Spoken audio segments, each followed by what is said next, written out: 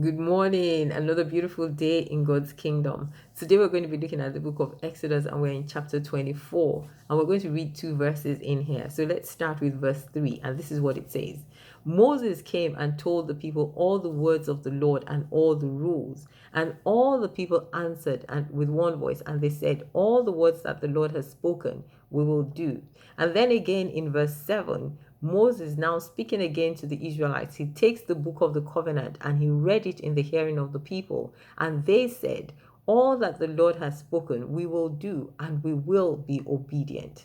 But of course, shortly thereafter, we find out that these things that they have promised that they were going to do, they did not do at all. They began to offend God because they began to do the things that were contrary to what God had said. And sometimes that happens to us as well. You wonder, why would they do that? Well, why do we do that as well? It's because when we hear those words, we can be caught up in the moment, caught up in the emotions and everything that's going on, and we make those promises without thinking deeply about what it is that we're committing to. And that is why, for example, you get a contract that is given to you. You have to sit down and read it, read the small print, as they say, before you begin to put your signature down to commit to that contract. So when you're saying I do or I will or I'm going to be obedient, be sure that you have read everything. You really understand what it is that you're committing to, because saying is easy.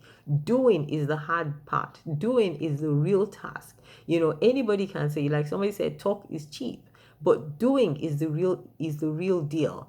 So just like the Israelites, they made this commitment, or they made these promises and said all of these things, but they couldn't back it up with action.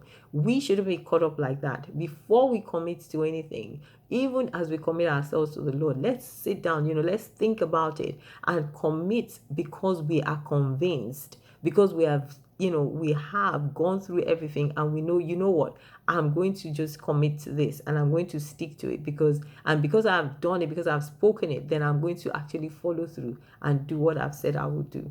And the Lord will help us in the name of Jesus. God bless you. Have a beautiful day and a great week.